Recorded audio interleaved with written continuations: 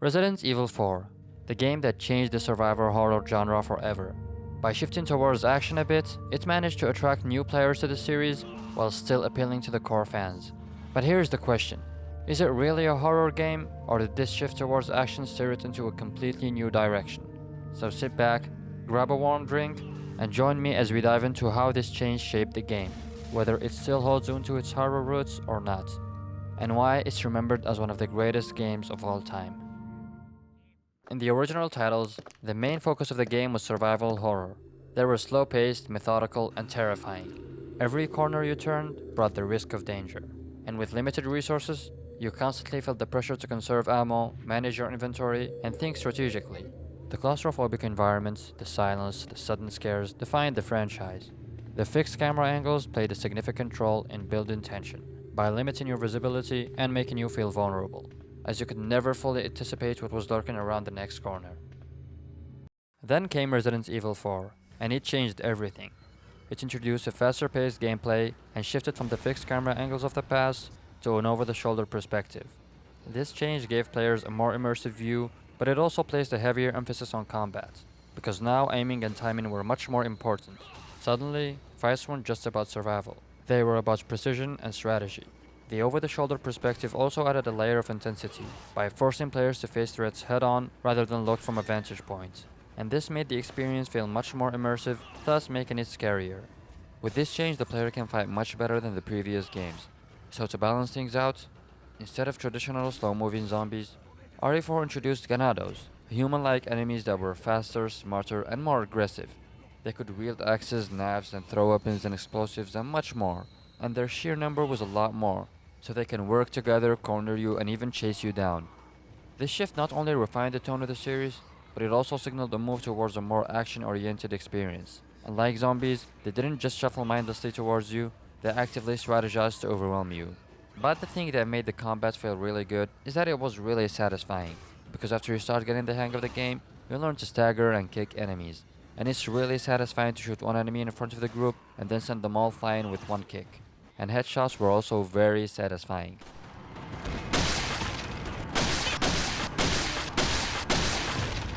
And the more you progress in the game, the more weapons you unlock from the merchants. And you have a good variety of weapons, each of them is a bit different from the other. Some are loved by almost everyone who played the game, and some feel like they're just there for variety or to keep things exciting. And on one of my previous videos on RE4 weapons, I noticed that almost everyone has a different loadout, so there's definitely something for everyone in here. The game also has an inventory management system, but it was improved to fit these new action elements.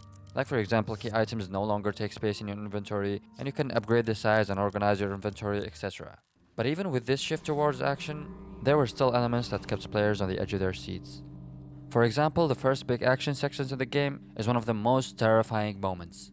But this is a different kind of horror. Instead of getting a jump scare from a dark place, you get thrown in an ambush when you're just starting to get the hang of the game. Because on the village you easily get surrounded by a lot of enemies, and the more you kill, the more they spawn. And in order to progress, you have to either kill 15 enemies or survive for 4 minutes. And of course you wouldn't know that at the time, so you just try to avoid getting surrounded by enemies, or try to kill whoever you can and hide on one of the houses. But the nightmare doesn't end here. In the middle of all of this chaos and madness, the developers decided that now is the best time to introduce you to one of the most iconic enemies in horror games, Dr. Salvador, aka the Chainsaw Guy. He is much stronger than normal enemies, and he kills you in one hit with a terrifying death animation. His loud chainsaw sound alone is enough to make your heart race.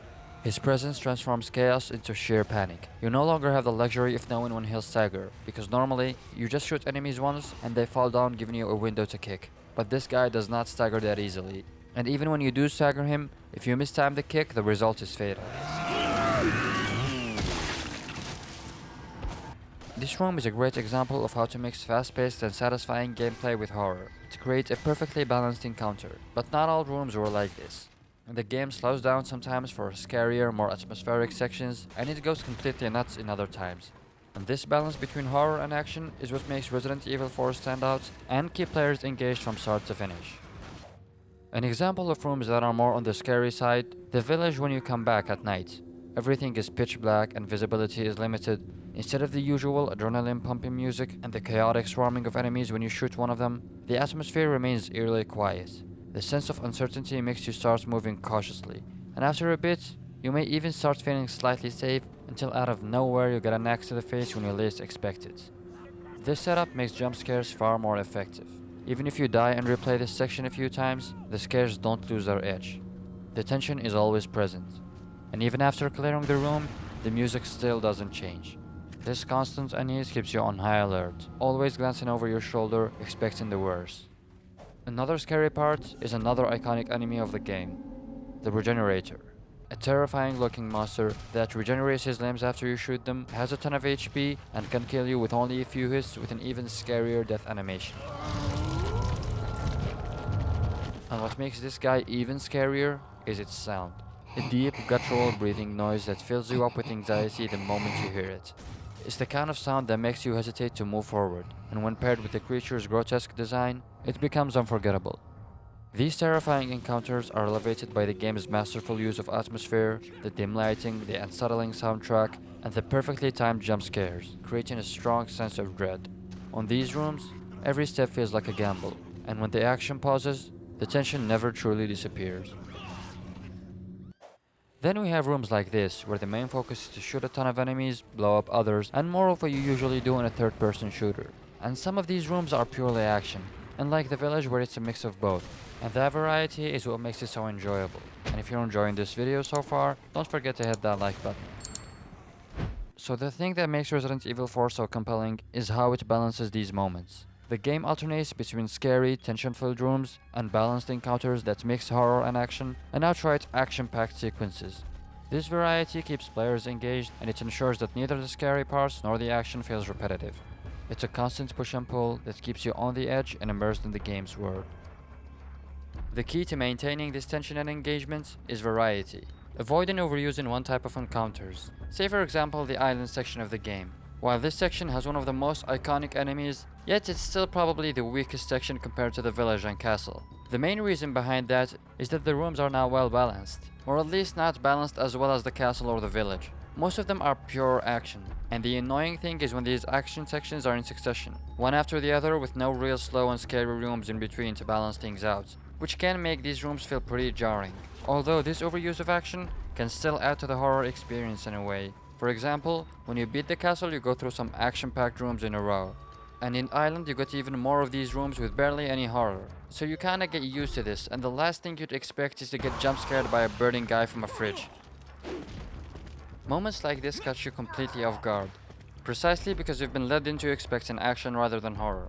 This unexpected jump scare becomes even more effective, proving that Resident Evil still knows how to keep players on edge, even on its most action-focused segments. Many of the same principles that made the original Resident Evil 4 great apply to the remake, but modernizing the game presented its own challenges. The remake needed to maintain the balance between action and horror, while also addressing the expectations of a new audience. One of the most notable changes is the removal of the original game's tank controls, because in the original that made the movement and aiming more difficult, and you couldn't move while aiming, and that added a layer of tension that made encounters feel scarier and more challenging. However, this mechanic can't be done in a modern game, so the remake had to find other ways to retain that sense of dread and difficulty. One major adjustment is the availability of ammo. After playing both games multiple times, it's clear that the remake provides less ammo overall, and my last challenge made that very clear. This scarcity forces the player to be more strategic in combat, adding a layer of tension. While modern games lose the clunky, restrictive controls of older titles, they compensate with improvements like better enemy AI and more realistic graphics and physics that heighten the horror experience. A great example of this is the village encounter. In the remake, enemies are more scattered, making it easier to get surrounded no matter where you go. The enemies are also more dynamic. If you're grabbed in a certain spot, the chainsaw guy might destroy a key path, forcing you to adapt on the fly. It also rebalanced some areas that gave players unfair advantage. For instance, in the original game, you could climb this tower in the village and stay in there indefinitely while enemies throw molotovs at you. And these molotovs can't actually kill you, they only leave you at 1 HP. In the remake, attempting this same strategy will result in the tower collapsing, forcing you right back into action. Another significant change is the knife mechanics. In the original, the knife became an overpowered tool as you mastered the game, allowing you to conserve ammo by staggering enemies with one shot, kicking them, and then finish them off with repeated knife attacks. And with this strategy you barely need any ammo, so you're gonna end up with a lot of ammunition, which reduces the tension. But in the remake, knives now have durability, meaning that you cannot rely on them indefinitely. This forces players to use variety of weapons and strategies, maintaining the game's balance. The enemy stagger mechanics also have been adjusted. In the original, a single headshot or leg shot would reliably stagger an enemy, allowing you to kick or suplex them. In the remake, staggering is less predictable, adding an element of uncertainty to encounters. And while probably not everyone liked this change, it undeniably made the game harder and the combat encounters more intense, which amplifies the horror. However, not all changes were made to increase difficulty. Some additions were designed to make the game more accessible and enjoyable. One of the most praised new mechanics is the ability to parry. In the original, certain enemies like the archers for example were particularly frustrating, because there wasn't much you can do to counter their attacks, besides shooting them and their arrows. This became especially problematic in rooms filled with archers, where avoiding damage is nearly impossible. But now you can parry arrows with your knife, giving you a powerful defensive option. All these changes were made to keep the balance that the original game had, and that's why a lot of people like the remake. The success of Resident Evil 4 has a profound impact on the franchise, shaping the direction of the series for years to come. Its innovative gameplay and the shift towards action-oriented mechanics were so influential that the next game in the series followed closely in its footsteps, at least gameplay-wise. While Resident Evil 5 was the best-selling game in the franchise at the time, and is still enjoyed by many people and still overall a good game, but I think it suffered from a key issue, an imbalance between horror and action, much like the island section from RE4, leaving behind much of the atmosphere and dread and tension that defined the earlier games. This trend continued to escalate until we reached Resident Evil 6, which many fans consider to be one of the weakest entries in the series. While I haven't played Resident Evil 6 myself, its reputation speaks volumes about how far the series had strayed from its roots. But with the remake of RE4, it seems that the developers have rediscovered the importance of balancing horror and action, and I sincerely hope they maintain this understanding in future remakes. If they do remake Resident Evil 5, I hope they make an effort to reintroduce horror elements to strike a balance similar to what we see in Resident Evil 4. This remake proves they can do it, and I believe that this is the direction they should take with the series moving on forward. So to answer the question, is Resident Evil 4 a horror game or an action game? The answer is simple. It's a perfect balance between the two.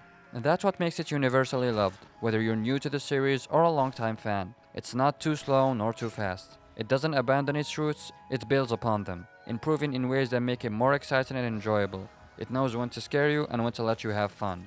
At least that is what I think. If you don't agree with me on anything I said or you have something to add, I would love to hear your thoughts about this game down in the comments and how scary it was for you when you first played it. If you enjoyed this video, please hit that like button and subscribe if you want to see more RE4 content. Peace.